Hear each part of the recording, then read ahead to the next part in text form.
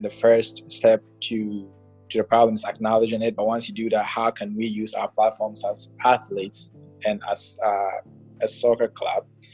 How can we use our platforms to promote these issues and to kind of just make people aware and start talking about it? Because the more we're able to do that, you start to get people to change their minds and kind of see things differently, which is all we can do. I came back from training, I think it was 2 days ago, and I had missed calls from all my siblings. And so I was like, what the heck? Like, this never happens. Like, one of them will call me, and today, the next day, someone that I will call, but they all called pretty much at the same time. And so I picked up my phone, I called them back, and they were like, we were watching on the news today, and we saw that there's protests and riots and stuff going on. There's a black man that was killed by the police. Are you okay where you are?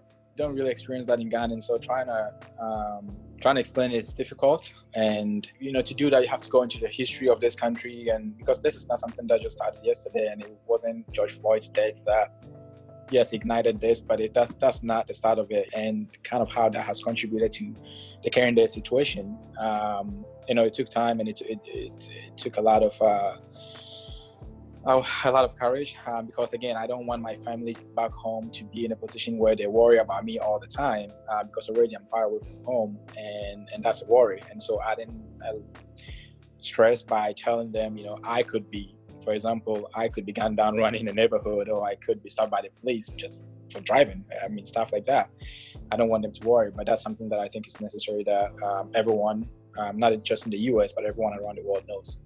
I hope it's something that we can, from now on push it not through our club, but, throughout the league, because we even in a game last year had an incident where one of the opponent called one of our players the N-word, and on the field, I was like, I didn't hear it, but fortunately the referee was right there, headed, gave the guy a red card, and I don't know what the USL punishment was for the guy. But imagine if we're able to have these conversations in every locker room in the USL, and this guy knew that was an offensive word and not something that you can use lightly, even if you just mean it as a joke.